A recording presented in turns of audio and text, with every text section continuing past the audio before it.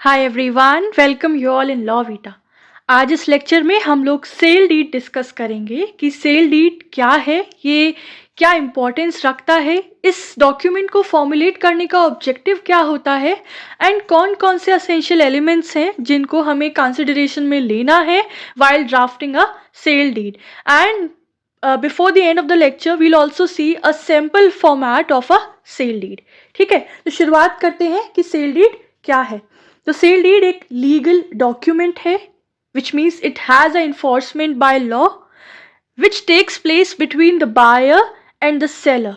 Right, ये एक ऐसा लीगल डॉक्यूमेंट है जिसपे एक बायर और एक सेलर, इससे पता चलता है कि ये एक वो डॉक्यूमेंट है जिसमें जो एक व्यक्ति है जिसकी प्रॉपर्टी है वो अपनी प्रॉपर्टी के ऊपर जो उसकी ओनरशिप है उसको ट्रांसफ़र करता है टू सम अदर पर्सन। इसलिए यहाँ पर दो पार्टीज हैं, the one is seller who is transferring the property and जो person उस प्रॉपर्टी को परचेज कर रहा है he is the buyer and इनके बीच में ये सेल डीड फॉर्मुलेट हुई है इस प्रॉपर्टी की सेल की एंड उस डॉक्यूमेंट पे ये दोनों बायर और सेलर साइन करते हैं in order to finalise the deal when buying a property. ये जो प्रॉपर्टी खरीदने और बेचने की जो डील हुई है उसको फाइनलाइज करता है ये सेल डीड का डॉक्यूमेंट।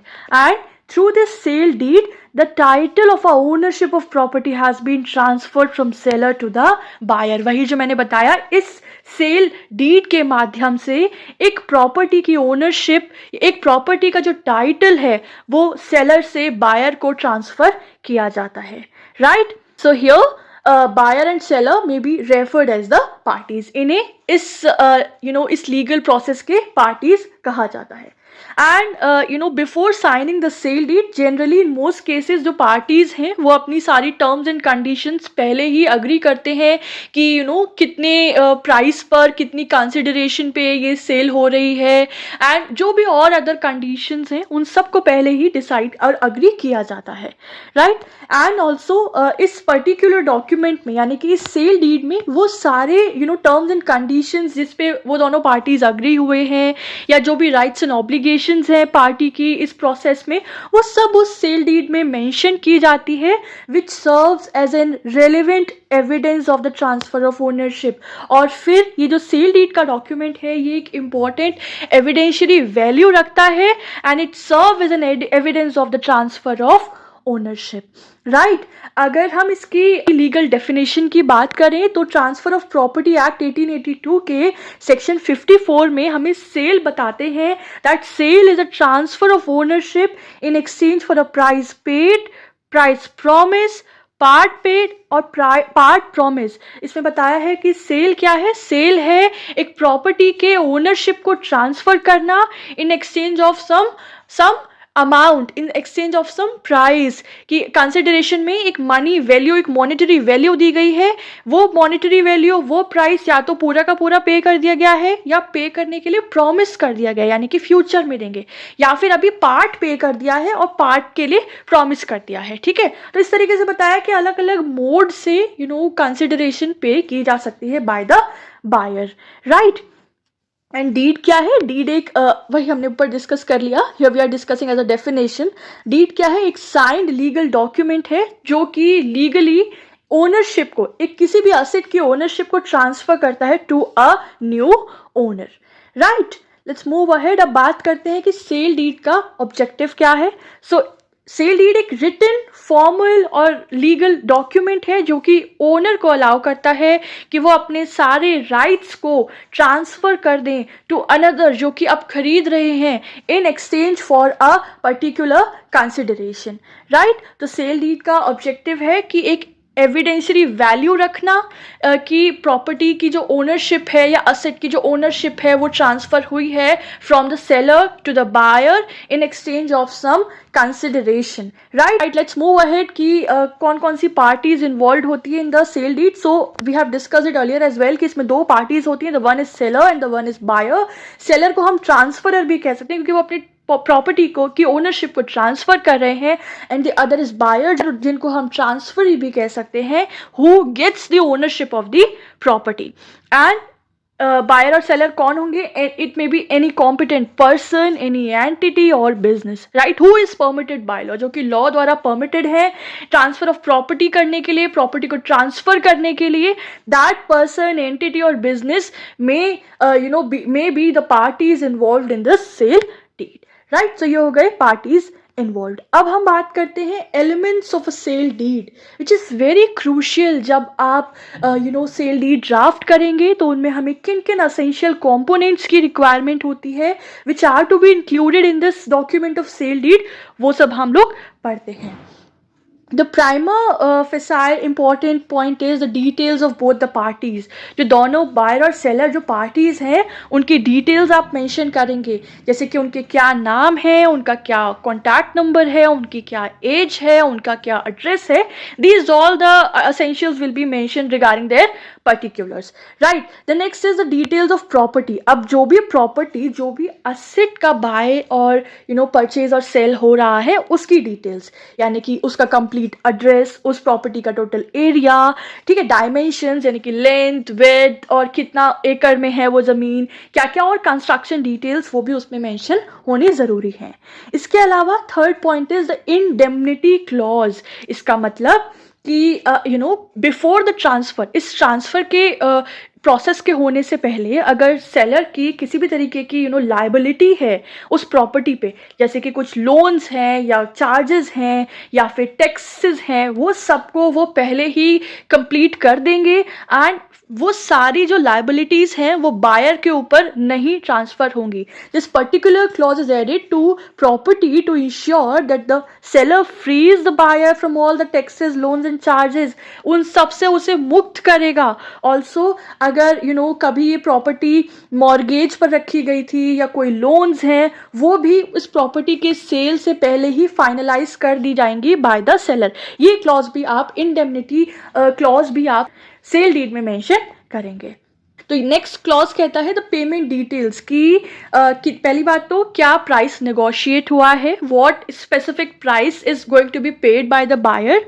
इसके साथ साथ पेमेंट किस तरह से दी जा रही है, क्या एडवांस पेमेंट की गई है, ठीक है, कितनी पेमेंट ड्यू है, या फिर क्या पेमेंट इंस्टॉलमेंट्स में की जा रही है, और अगर इंस्टॉलमेंट में की जा रही है तो हर इंस्टॉलमेंट की डेट. ये सभी चीज़ें सेल डीड में मेंशन होनी चाहिए, ठीक है. तो अभी तक हमने क्या क्या पढ़ा?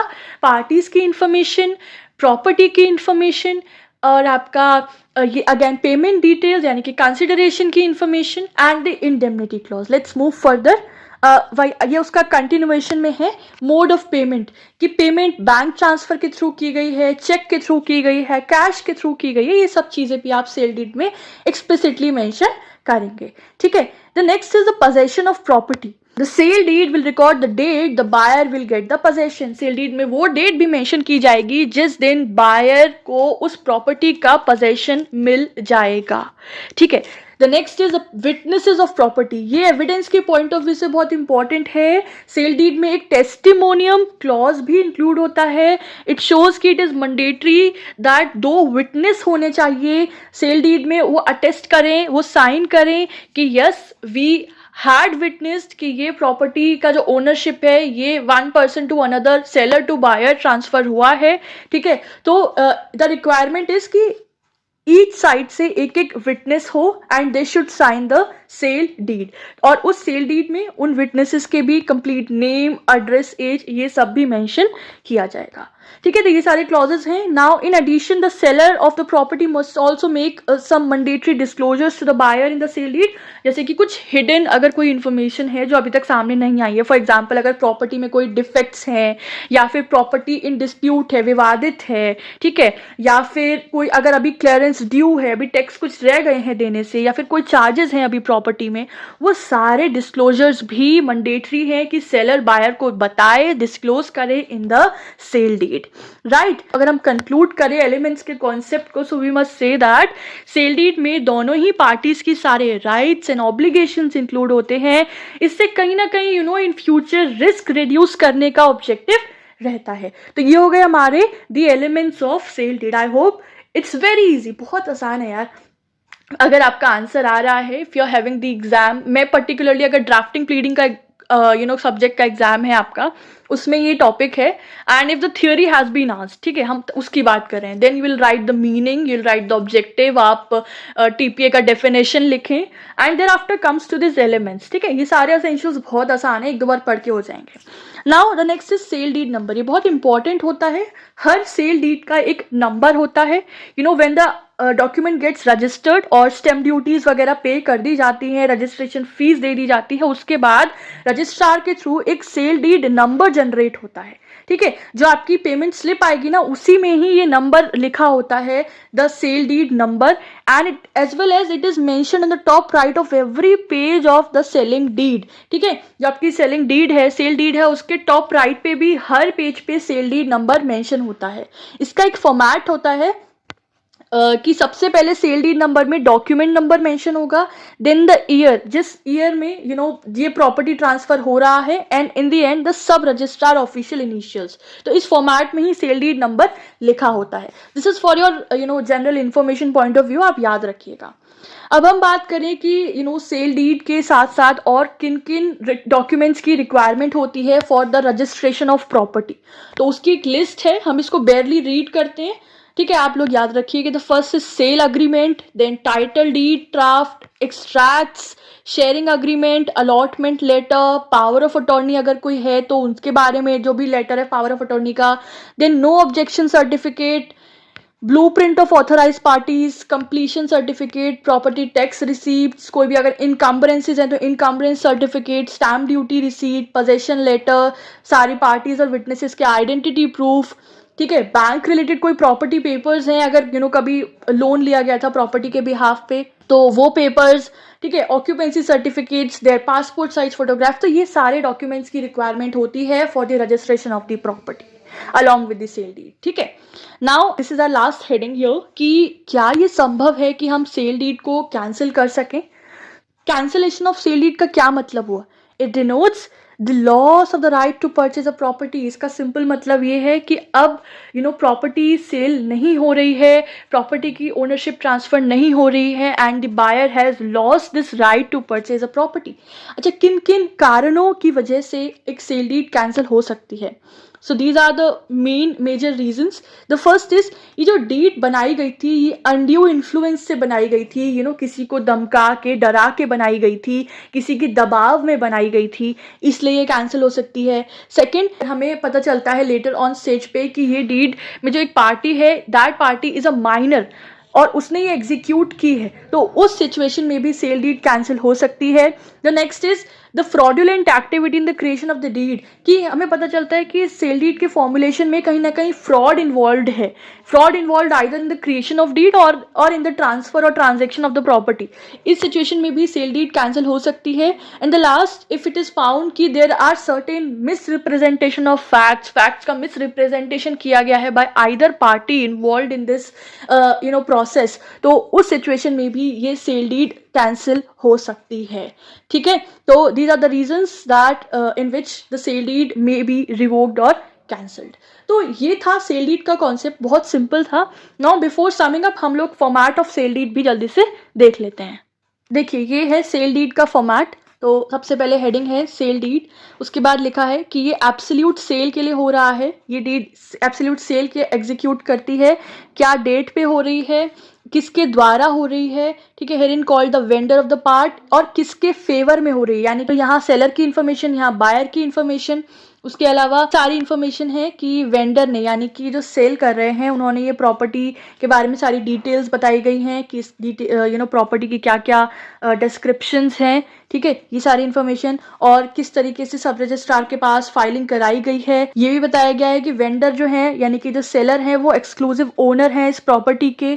इसके साथ साथ कारण भी बताया जा रहा है that why the property is being transferred. जैसे इस वाले एग्जांपल में लिखा है that the vendor is in need of funds in order to meet his personal commitments and family expenses and that's why he has decided to sell the property, ठीक है। और कितने रुपए में ट्रांसफर की जा रही है, यानी कि कंसिडरेशन का अमाउंट क्या है, वो भी इस सेल डीड में मेंशन किया जाएगा। यानी कि मैंने जो ऊपर आपको सारे एसेंशियल्स बताए ना, वो सब इस सेल डीड में मेंशन किए जाते हैं, बट एक फॉर्मेट के साथ, वो आप यहाँ पे देख लीजिए, ठीक है।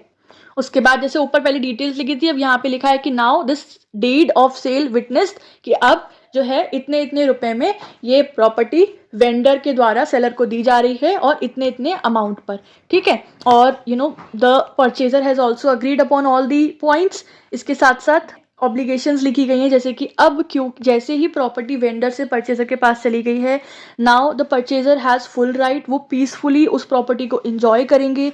और जो वेंडर के पास जितने भी एब्सोल्यूट राइट्स थे, टाइटल्स थे, वो अब सारे के सारे परचेजर के पास चले गए हैं। तो ये सारे उनके ऑब्लिगेशंस, राइट्स, ड्यूटीज मेंशन होती हैं, ठीक है। और लास्ट में यहाँ पे लिखा जाता है मार्केट वैल्यू क्या है प्रॉपर्टी की, एंड तो यहाँ पे विटनेस के नाम, सिग्नेचर, ठीक है, यहाँ पे वेंडर का और यहाँ पे परचेजर का ये लास्ट में मेंशन किया जाता है। तो इस तरीके से पूरी सेल डीड प्रिपेयर होती है। मुझे उम्मीद है आप लोगों को सेल डीड का कॉन्सेप्ट, उसका फॉर्मेट सब कुछ समझ आ गया होगा। कोई डाउट है और आपकी कोई एडिशनल इन्फॉर्मेशन है, उसको हमारे साथ कमेंट सेक्शन में शेयर ज़रूर करिएगा।